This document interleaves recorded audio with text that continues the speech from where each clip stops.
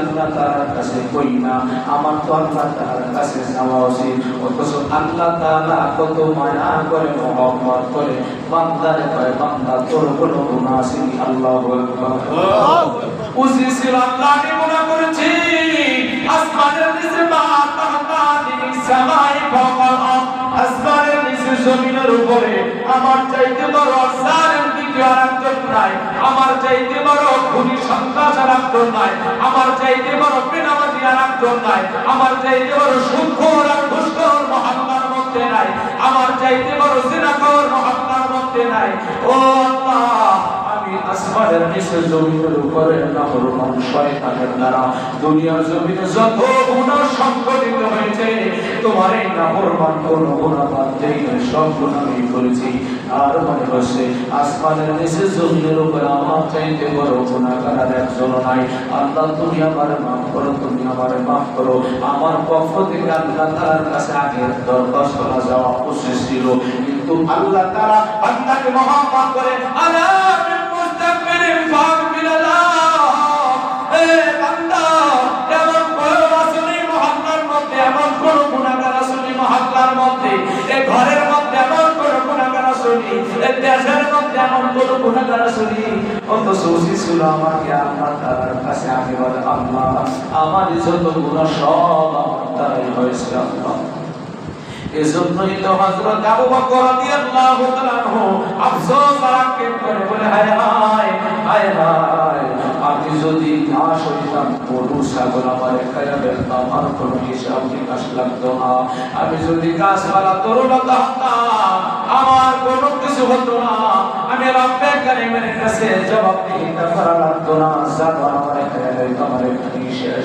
কিন্তু আল্লাহ তাআলা আমাকে মানুষ বানাইছে, রব্বে কারীমের কাছে জবাবদিহিতার সম্মুখীন আমাকে করতে হবে। এজন্য বাজাবো, এজন্য এই রাত্রিতে সুবর্ণ সুযোগ মনে করা, ইবাদত করা, চলে বলেন ঠিক না ঠিক?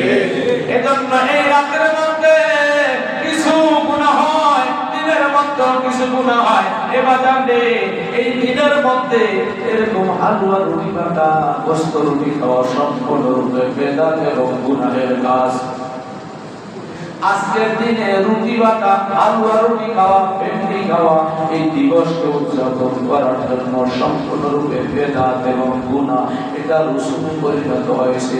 মুসলমান এগুলো বর্জন করবে, একদম বর্জন করে দেবে। না না না, সবে বরাত উপলক্ষে হালুয়া রুটি হবে না, সবে বরাত উপলক্ষে গোশত রুটি হবে না, এটা রসুম বানানো যাবে না। গুনাহ গুনাহ গুনাহ, এই গুনাহ থেকে বেরিয়ে আসতে হবে, এটা গুনাহ। কুল্লু বিদাতিন দালালা ওয়া কুল্লু দালালাতিন ফিন্নার, প্রত্যেকটা বিদাতি হলো গুমরাহি, আর প্রত্যেকটাই গুমরাহির কারণে বান্দা বান্দীকে জাহান্নামের অতল গহরে যেতে হবে, জাহান্নামের আগুনে পড়তে হবে।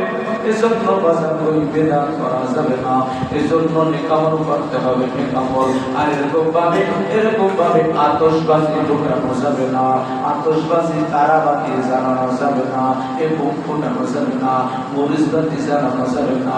এই দিবস উপলক্ষে কতই না বেদাত আছে, হলো পরিহারযোগ্য, এগুলো করা যাবে না।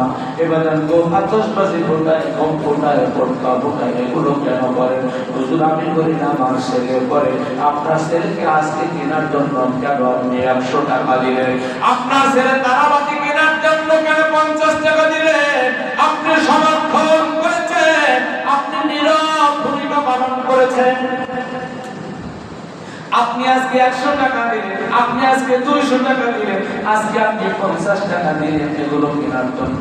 আপনার ছোট বাচ্চাটা আজকে এসে আপনার জানাইছে গতকালকে আপনার ছেলেকে আপনি কয় টাকা দিয়েছিলেন, পরশুদিন কয় টাকা দিয়েছিলেন। আজকে আমল প্রমোদ করার জন্য আপনার ছেলেকে আপনি 50, 100, 200 টাকা দিলেন। তার মানে হলো এটা হলো গুনাহ। আপনার ছেলেও গুনাহ করেছে, আপনিও গুনাহের মধ্যে শামিল হয়েছেন, অর্থ দিয়েছেন। এজন্য এগুলো বয়কট করতে হবে। ইন্ডিয়ার পণ্য যেমন বয়কট, এরকম ইসলামিক কার্যক্রম সব বয়কট করতে হবে। আপনি যুগ জামানা পাল্টে দিতে চাই না অনেক জাত, এক মানুষই আনতে পারে জাতির জাগরণ। আজকে 100 মুসল্লিরা যদি এই বয়ান শুনে 100 মুসল্লি শক্ত হয়ে যায়, 100 মুসল্লি ভালো হয়ে গেল, এলাকার মধ্যে আতশবাজি হবে না।